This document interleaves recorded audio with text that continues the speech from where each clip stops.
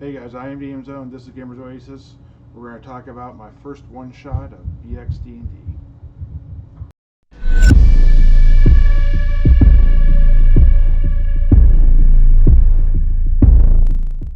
Okay guys, so last night I ran the first ever game of BXD&D and my first ever actual game on Fantasy Grounds Unity, or really in any Fantasy Grounds. I've had Fantasy Grounds on and off, and I've tried to build modules and that type of stuff, but getting it connected, getting everything set up was difficult at first.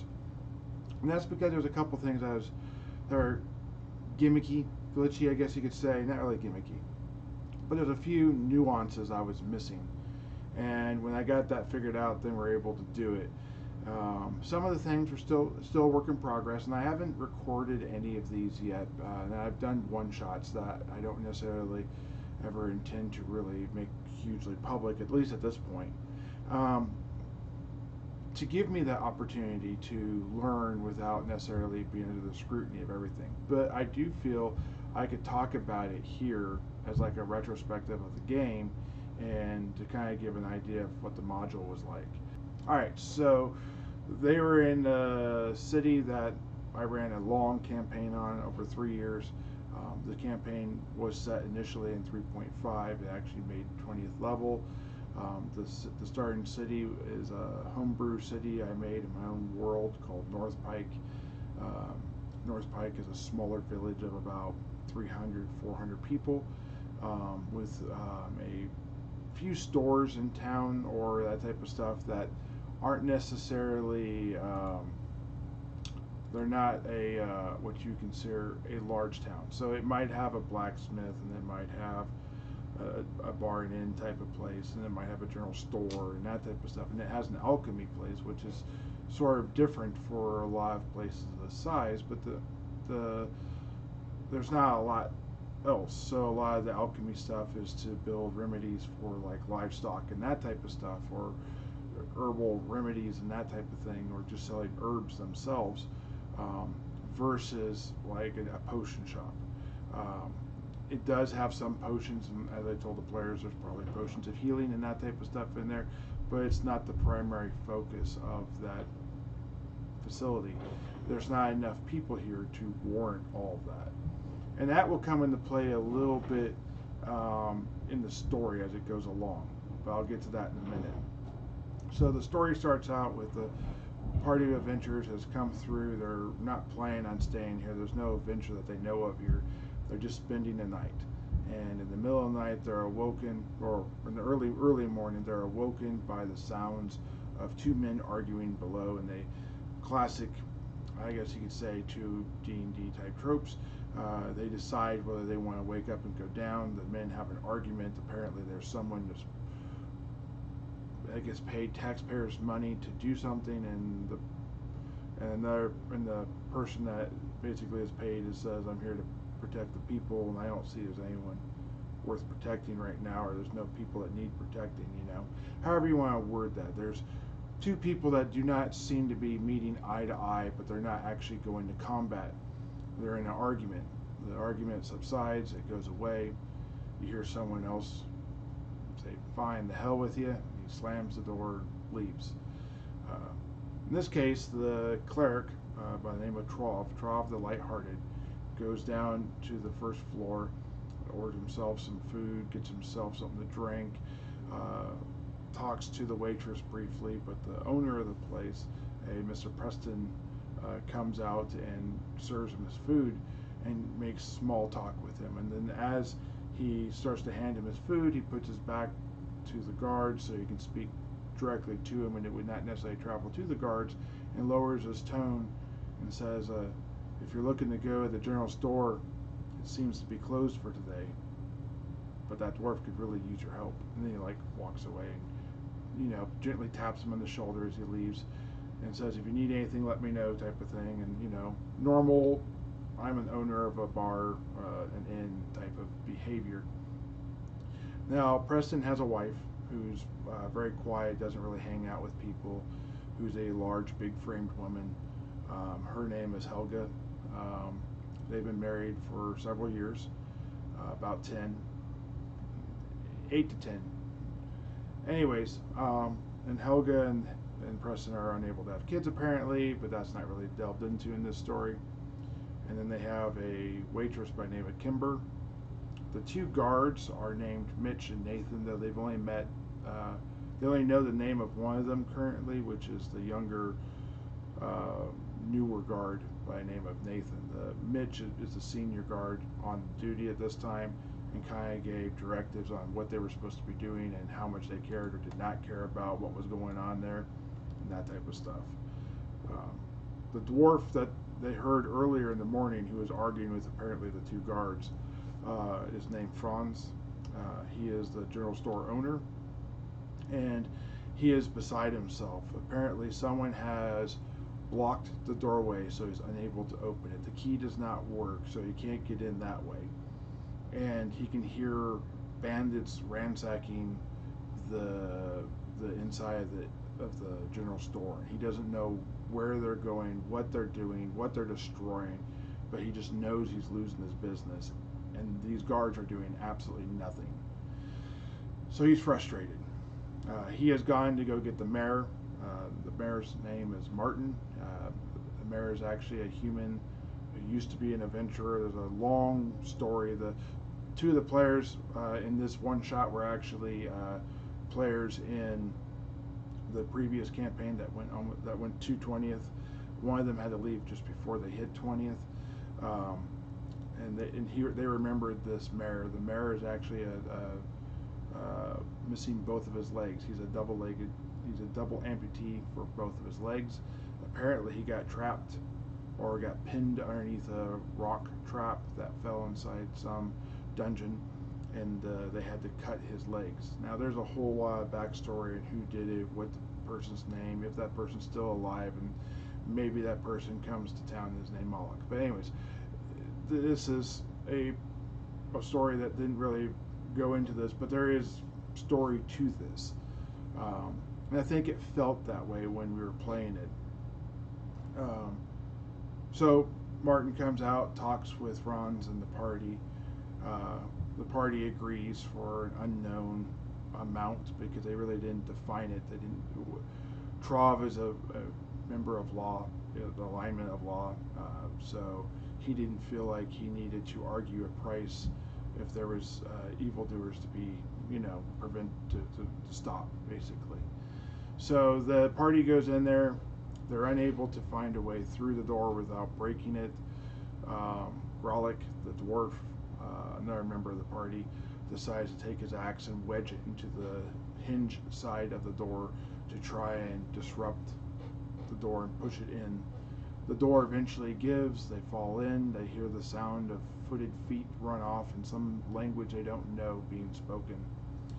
And they go down into the place. They clear the first floor of it, the area. They see all this devastation, all this debris. The whole place is ransacked. There's a pile of flour that fell from a bag that was ripped open in the attempting to remove it from the building. And inside that flour and flour footprints afterwards, you see small booted feet that have run off behind the where they pay for everything. And behind that, there's one stair that goes down. There's a doorway, I should say, with the stairs behind it. And they know this takes them to a small cellar. As the Franz says, it's only 25 feet by 25 feet. There's nothing there. I don't know where they'd be going. When the party goes down there, they end up finding that there is indeed a cellar that's only 25 feet by 25 feet, but in the side of the cellar and the wooden walls that are meant to insulate it from the earth, the cellar has been breached by an underground dig that seems to be targeting the general store for some reason. They don't understand why that would be.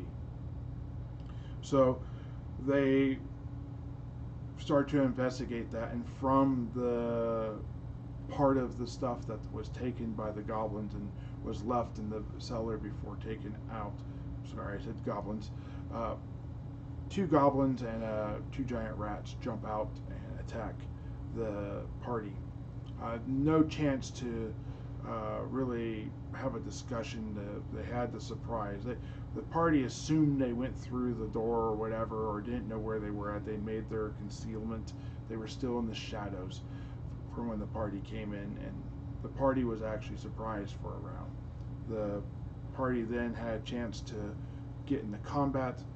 They killed the one goblin and the two giant rats within the first couple rounds. The last goblin failed his morale save and surrendered, but we have a female rogue by the name of Jaka. Jaka decided that this was not an honest and sincere surrender, and that there would be more had by taking the creature's life, and took the creature's life with her short sword, and that was that. They then decided to go tell Franz what had happened, and to see if they could involve the guard, because now there's an actual problem and things that need to be protected. The guards seem resistant at first when they are found. Mitch sends Nathan to start doing the paperwork, and we'll let the next shift take over because we're getting ready to leave, type of thing. The mayor and Franz make their way into the general store. Franz, of course, is beside himself with all the damage, and offers to Trov, who he trusts, because they're both of the lawful alignment, and he speaks to him in the alignment language of law, that if they will honor this accord, that he will pay back in store credit half of the value of the items they return, so that he can at least continue his business, and then over time eventually pay them back for what they have found and brought back to them. And Trov completely agrees, tells the party completely agrees. Even the thief thinks this is a great idea and trusts that the dwarf would honor their deal. So they go back forth once more into the cellar. They decide to travel into the cellar all the way through and go on. The only one that has taken any damage so far is Trov. Trov has a good amount of hit points, but he got hit hard. And in this version of the game, I'm not telling them how much damage they take. I'm just trying to give them a rough idea of the type of damage and how hard of a hit it is, and that type of thing. And they know the rough amount of damage they could be taking. So I'm kind of doing it that way. And they also don't know the damage they're doing to the goblins, or the enemies, I should say. So it's a little bit of a, they don't know what's going on, and it brings a little bit of mystery. Anyways, they continue on. They end up running into another cavern that goes east and west as they're traveling south. I take the western path that runs. The cavern itself is a different type of earth. It seems to be harder earth that's more like clay-like in nature. The ground itself is covered in larger boulders and small rocks. Very hard to track anything on unless you're very trained in the art of like seeing something that's been disturbed, or maybe muddy footprints or something of that nature.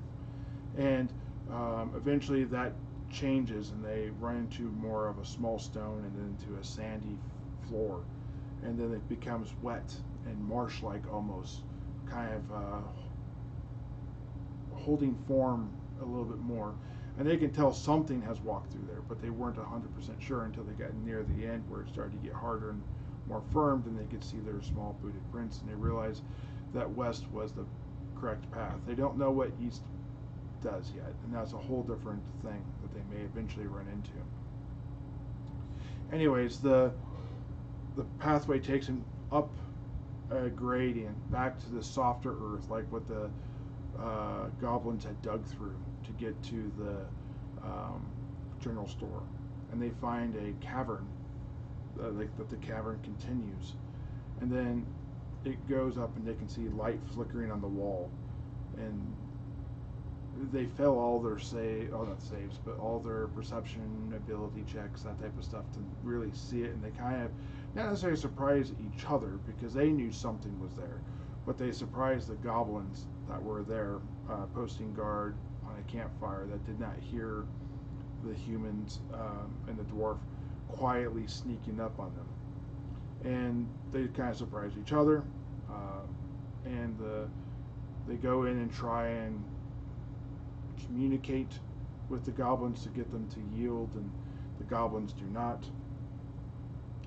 It becomes a quick fight. There is only two goblins, but they can tell that there are something to the right of them, to what would be the east at this point, that is readying themselves for combat. And they decide to go ahead and face them and block off the combat. Jaka, who seems a bit impatient and impetuous, advances beyond the party and quickly realizes she did not want to be in front of the party. She sees that there are two goblins there. There are two giant rats, and then there's a swarm of normal-sized rats, between 5 and 10 of them.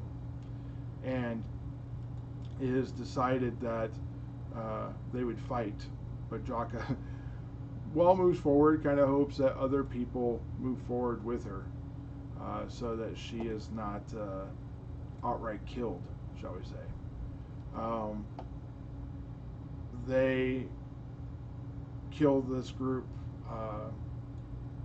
fairly quickly. The rats are killed by literally the dwarf running in and using his shield to basically swipe many of them at once. For those of you who don't know, in BXD&D, a swarm of rats is between 5 and 10. They actually do more damage overall than giant rats, and they have the ability to cause disease, which the party does not know at this point in time. But they do, but they only have one hit point. So you can have multiple swarms and they can all be in the same space. It just means the number of rats you see there is increased. But they don't have, but they do twice the damage basically, or almost twice the damage. Twice the max damage of a giant rat. And so there's that. Anyways, so that, one second.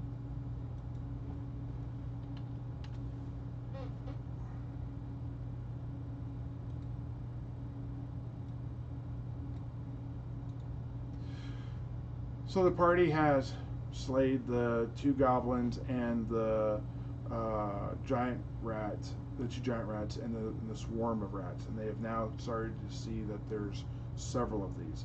We're in a little bit of a time crunch because of the trying to get everything to coordinate and get everyone in the game at the beginning of the game. We started about an hour and a half late, so I'm kind of rushing through some of this stuff, and I kind of push combat so we can get to at least a stopping point. They continue down the pathway to the next section of the cave. This is a larger cave with stalactites or stalagmites, whatever the one is, from the ground.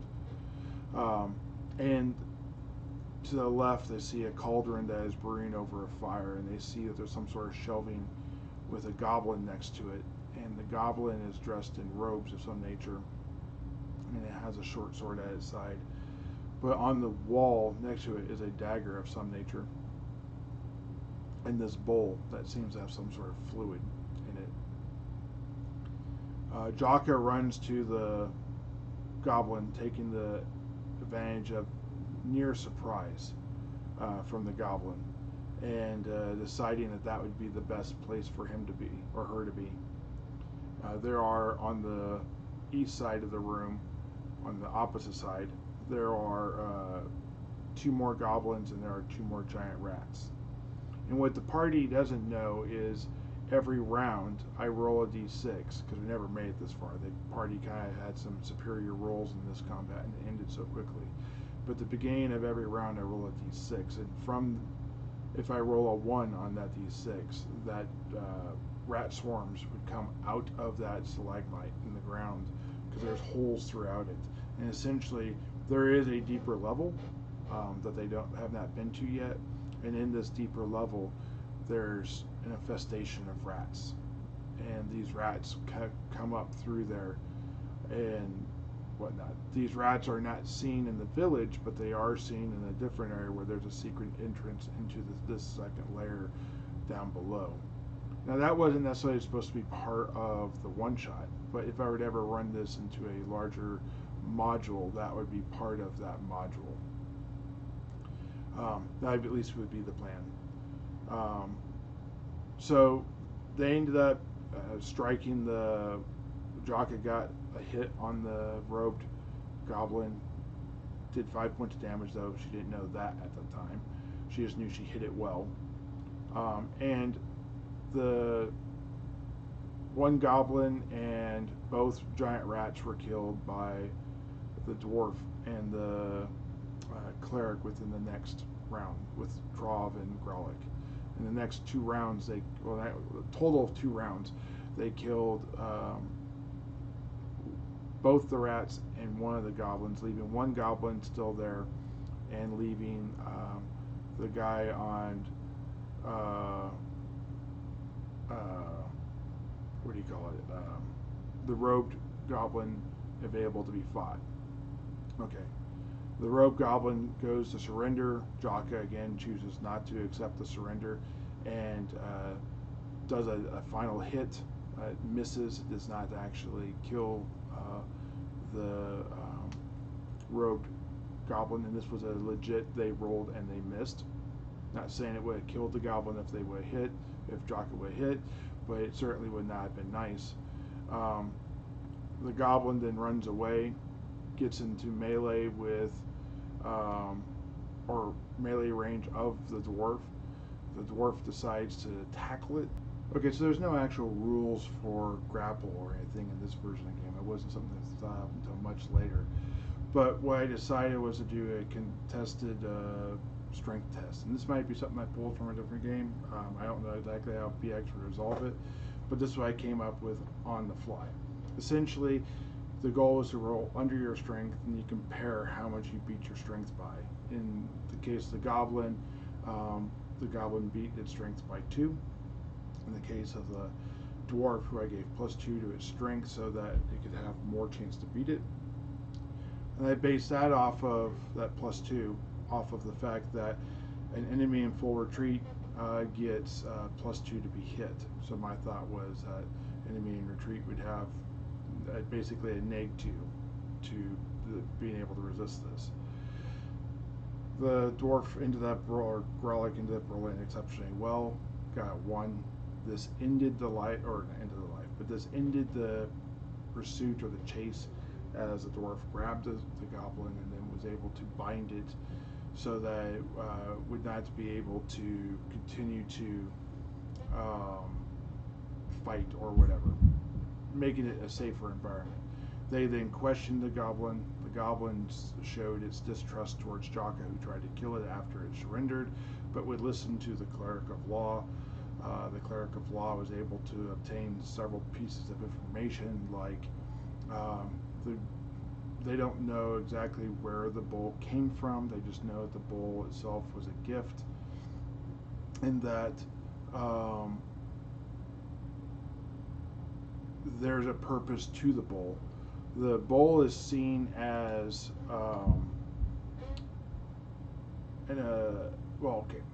so the goblin said that they tried to ambush a person outside of town, and the person turned out to be a powerful wizard that used some sort of charm effect on them that prevented them from being able to attack, and he offered to pay them 3 silver and an apple because that is what he had on him. But he promised that if they came out to the stump, the largest stump in the area, on the next night, that he would meet them there and pay them a proper wage and amount, and that they would be able to do more with this. Essentially, what they found was, when they went, according to the goblins, when they went back, this powerful wizard offered them several more pieces of gold, provided them several things of food, and then gave them this bowl. This bowl was then a method for them to speak to a god. According to the wizard, he did not know which god it would allow them to speak to, but if they did a blood sacrifice and put their own blood within the bowl, and then something would come and speak to them, and then they could then follow that god, and if they did what that god wanted, that the god would then give them a reward at the end, or more specifically, the one who was doing the speaking, in this case the senior goblin, the one that they had captured. But the goblin said, "This is not worth my life," essentially, and gave up this information so that he may flee and let the bowl stay in their possession. So now the party has the bowl, some sort of sacrificial dagger. The cleric has looked at it, does not believe that the magic the goblin is speaking about lines up with the bowl, and has noticed that there are 3 stones within inside the bowl that he has not had a chance to recognize, because there's actually blood in the bowl currently. The sacrificial dagger looks more ornate than magical, but he's unsure. So they are gathering all the supplies to take back to the general store before someone else takes it to collect that reward. Then they're going to go from there and find out what this all means and basically do some research. They did climb the ladder that is in the room where both the goblin with the robes and the other goblin that was not killed fled through. It took them up into a forested area in the middle of the daytime, so they weren't necessarily worried about goblins at that point in time. But they found that it was right next to a very large stump, and it looked to be about 100 feet, 150 feet away from the edge of the village. So obviously something is going on there, and they at least have a point of reference to know how to get back to this cave, or this cave system. And that's going to be where the game leads off. My expectations are they're going to go seal off the entrance to the general store, probably block it off by taking away all those supports that are holding the loose earth and make it collapse in, which may cause problems to the village above that they have to then go and repair. Who knows what damages that might cause, but at least the pathway to the general store will be left, will be shut. If they decide to fortify it and not go that route, this could be a really cool base of operations in the future, and that stump and the access could probably be turned into where they live or what they do, since it is just off the beaten path, but it's still that close enough that they're there. That makes sense. But I don't know how far this campaign is going to go. They still have the eastern wing to go down. They still have that second layer, which they have yet to find. They still have to find out who this powerful wizard is that apparently charmed these goblins, and they need to find out other unanswered questions, like why are the guards being so slow to react to the problem, the crisis at hand? Why are they not willing to help this dwarf? And what's going on with that? It doesn't seem like everyone in the town is on the same side as the guards or the dwarf. It kind of seems like there's a little bit of difference between factions, relationships, whatever you want to call it. But there's a lot of story for them to still learn about. This has been a hasty meeting of the dwarf, and they certainly have an ally with the dwarf.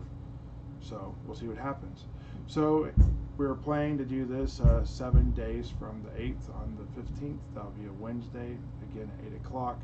We still have a few spots if you're interested and you've watched this far into it. Hit me up, find me either in the Entropia Universe game or on Facebook and whatnot, so we can talk, and then we'll go ahead and discuss those type of details. But if you're interested, let me know. This one shot is turned into at least a 2-shot, and maybe into a little small mini campaign before I start jumping into the B series. And this, you have to be a little bit patient. I'm still learning Fantasy Grounds and all the ins and outs and that type of stuff. So expect some delays and maybe shortened games, because right now I work on Thursdays for the next couple weeks, and it's going to be I have to get my sleep before I go to work.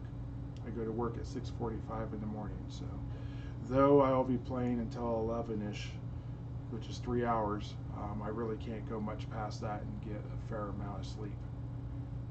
So thank you. I hope you guys like this. Look for the future videos and keep looking for BX videos as I am producing them.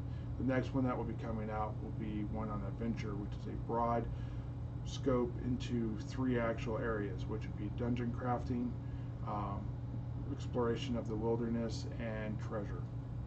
So I hope you guys like this. See you guys next week. Keep rolling those dice.